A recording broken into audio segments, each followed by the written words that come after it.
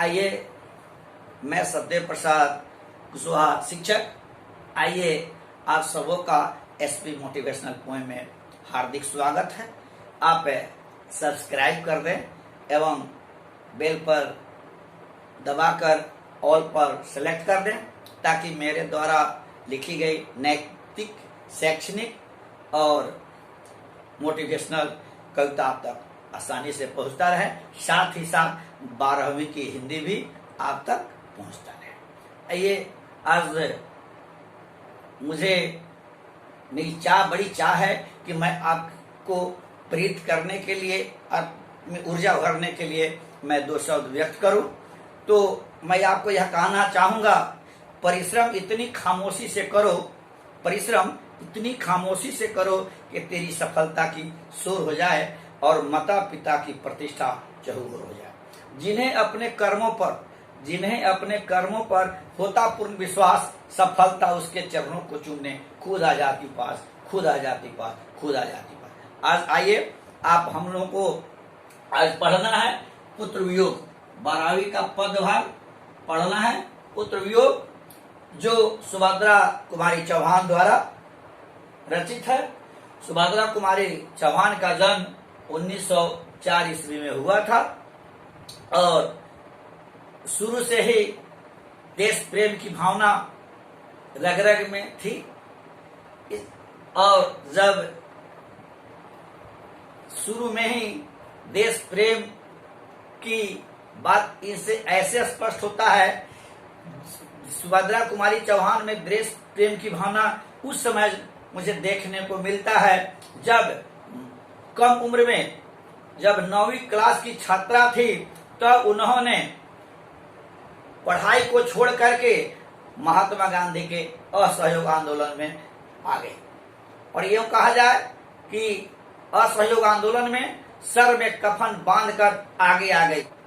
लेकिन आज मुझे यह पढ़ना है कि इनकी मुख्य रचना कौन है।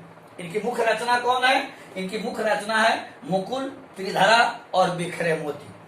लेकिन सबसे महत्वपूर्ण बात हमको यह पढ़ना है कि इनकी सबसे मुख्य पुस्तक कौन है।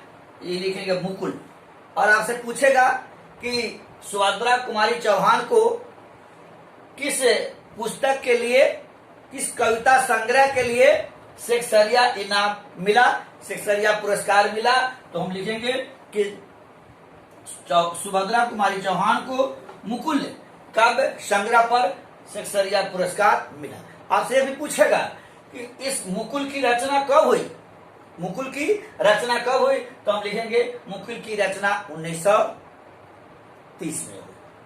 और इसके झांसी की रानी जो कविता है, जो आज हम लोग याद करते हैं, और उस या झांसी की रानी जो कविता सुभद्रा जी ने लिखी, वो अब आजादी में बड़ा ही काम आया। झांसी की रानी जो कविता सुभद्रा जी द्वारा लिखी गई, उस पर गोरी चमड़ी वालों ने, अंग्रेजों ने प्रतिबंध लगा दिया। लेकिन झांसी की रानी जो कविता है, पूरे भारत के लोगों को याद हो गया था, सभी की जुबान पर आ गई थी। बुंदेले हर बोलो कि हमने सुनी कहानी थी, खूब लड़ी मर्दानी हुआ तो झांसी वाली रानी थी। ये कविता बहुत प्रसिद्ध हो गई और आजादी की लड़ाई में यह बड़ा ही कारगर हुआ। आज अब हमको यह पढ़ना है, उन्हें यह साबित किया कि हम में है दम, हम में भी है दम, हम नहीं है किसी से कम। आइए, अब यह हुआ उनकी जीवनी। अब लेकिन दुर्भाग्य यह कहा जाए, ऐसे लोग क्यों न क्यों जल्दी चले जाते हैं। लेकिन आपसे पूछेगा कि जन्म कब हुआ, तो लिखेंगे 1904 ईस्वी में।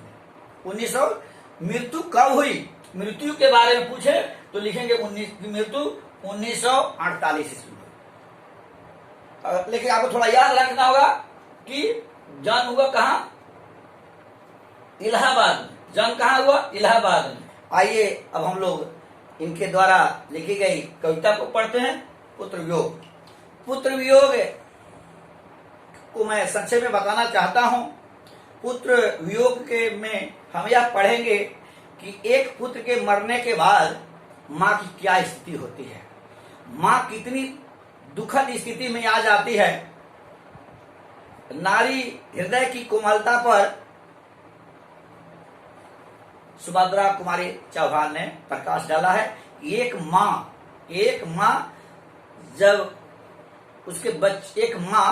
जब उसके खिलौने होते हैं, जब बच्चा ही मर जाता है तो माँ की स्थिति कितनी दुखद हो जाती है, कितनी दयनीय हो जाती है, कितनी कष्टमय हो जाती है, उसी के बारे में उन्होंने लिखने का काम किया है। लेकिन इस कविता के माध्यम से मानव जीवन की वास्तविकताओं का मधुरतम चित्रण किया है। और साथ ही साथ इसको यह कहा जाए कि सुभद्रा कुमारी चौहान ने इस कविता के माध्यम से नारी हृदय की कोमलता पर बड़ा ही सुंदर प्रकाश डाला है। आइए हम लोग अब विषय बिंदु की ओर लौटते हैं। इसमें इसका एक एक प्रश्न हम लोग पढ़ेंगे और आपको संतुष्ट करने का हम प्रयास करेंगे। पहला प्रश्न है कि कवित्री का खिलौना क्या है। पहला प्रश्न है मेरा, कवित्री का खिलौना क्या है। हम जानते हैं, हम सभी जानते हैं, अरे दुनिया में और कोई किसी बात की जानकारी हो या ना हो, लेकिन माँ और बच्चे के बीच के संबंध को भला कौन नहीं जानता।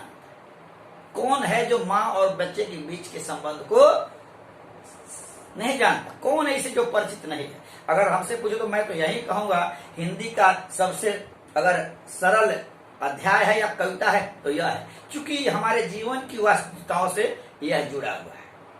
तो प्रश्न है कि कवित्री का खिलौना क्या है।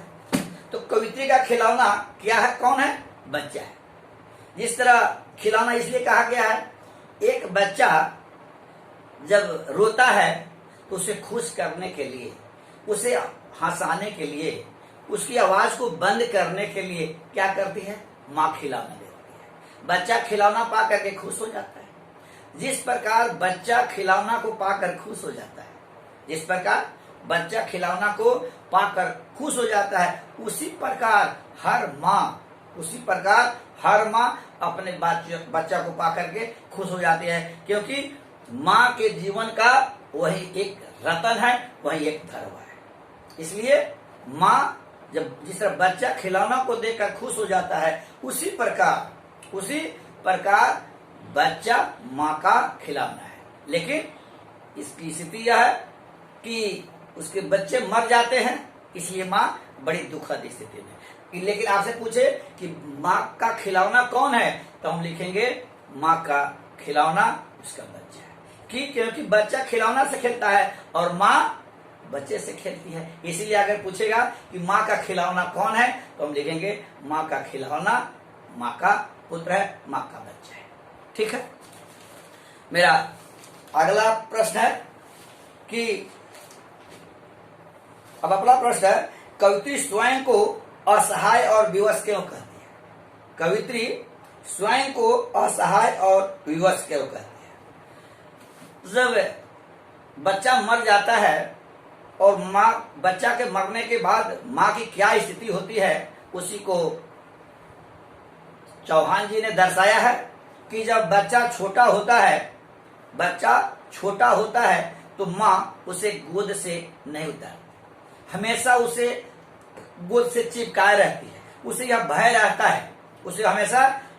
रहता है कि मेरे बच्चा को कुछ हो नहीं जाए, मेरे बच्चे को सर्दी नहीं लग जाए, मेरे बच्चे को ठंडी नहीं लग जाए। इसलिए वो हमेशा खुश रहती है। लेकिन आज बच्चा मर गया है, आज वह खिलौना रूपी बच्चा आज माँ के पास नहीं आ रहा है, इसलिए आज माँ खिलौना रूपी बच्चे को ना पा करके माँ आज काफी खुश है, काफी दुख है। इसीलिए माँ को यह विश्वास हो गया है कि अब मेरा बच्चा इस धरा से चला गया, इस धरती को छोड़ चुका है, अब आने वाला नहीं है। इसीलिए माँ अपने को बहुत ही ज्यादा असहाय महसूस करती है, क्योंकि उसे चूंकि बच्चा मर गया है, इसलिए माँ समझ गई है कि अब मेरा कोई सहयोगी नहीं रहा, मेरे जीवन का सितारा ही हमेशा के लिए डूब गया। इसलिए माँ अपने को काफी विवश करती है। पुत्र के लिए माँ क्या क्या करती है? पुत्र के लिए माँ क्या क्या करती है? हम जानते हैं कि माँ के जीवन का सब कुछ संतान ही है। उसके बारे में अगर हम क्या कहें, इस प्रकार हम कहना चाहते हैं, बड़े दर्द से पाला करती जानती पूरी दुनिया ही सीता सावित्री रामकृष्ण को, अरे सीता सावित्री रामकृष्ण को पाला किसी माँ ने ही, पाला किसी माँ ने। माँ कभी भी अपने बच्चे को गोद से नहीं उतारती।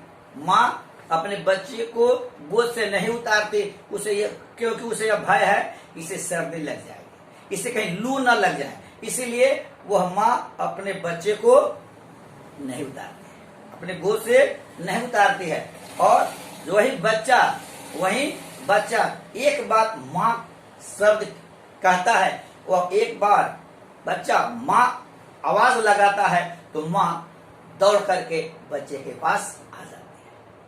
और जब तक बच्चा रोता है तब तक माँ नहीं सो पाती है, और माँ तब तक थपकी लगाते रहती, तब तक लोरिया गाते रहती है, तब तक बच्चा सोना जाए, तब तक बच्चा न सो जाए। वही माँ बच्चों की सुरक्षा के लिए, बच्चों की स्वच्छता के लिए न जाने मंदिरों में भी जाती है, पत्थर की मूर्ति के पास जाती है और नारियल, बतासा, दूध आदि चढ़ाती है, क्योंकि उसे यह विश्वास है कि अगर मैं मंदिरों में मूर्ति पर यदि मैं दूध, नारियल, बतासा आदि चढ़ाऊंगी तो मेरा बच्चा स्वस्थ रहेगा। इसलिए माँ हमेशा बच्चों की स्वच्छता के लिए, बच्चों की भलाई के लिए, बच्चों की अच्छाई के लिए, बच्चों के कल्याण के लिए हमेशा मंदिरों में जाती है और मंदिर के आगे सिर झुकाती है।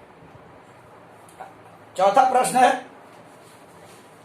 कि चौथा अर्थ स्पष्ट करे। आज दिशाएं भी हंसती है उल्लास विश्व पर छाया, मेरा खोया हुआ खिलौना अब तेरे पास न आया। इसके जब भी अर्थ लेखन की बात हो तो हम यह लिखेंगे कि प्रस्तुत पंक्ति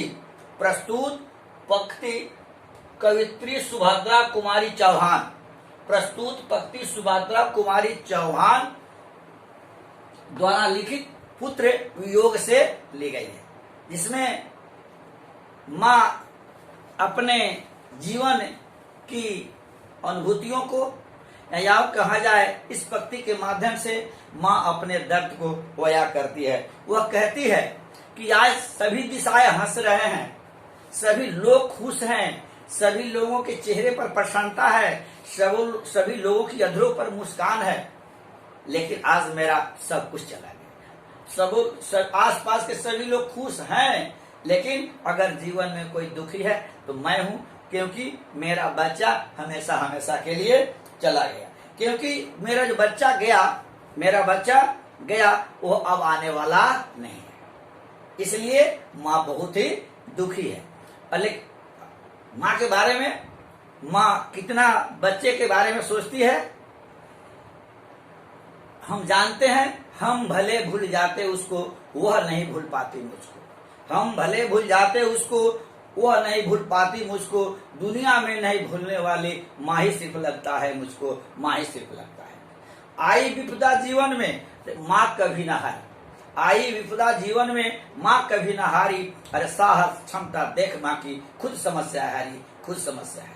माँ साहस का सेंटर होती है, साहस का केंद्र होती है, लेकिन कब? जब उसके बच्चे रहे तब। लेकिन आज माँ बच्चा को न पा करके आज माँ काफी दुखी है। बच्चा के मर जाने के बाद माँ को ऐसा लगता है कि मेरी दुनिया ही उजड़ गई, मेरी दुनिया ही। इसलिए माँ अपने को काफी असहाय महसूस कर रही है। ठीक है, मैं और प्रश्न अगली कड़ी में पढ़ेंगे। जय हिंद, जय भारत।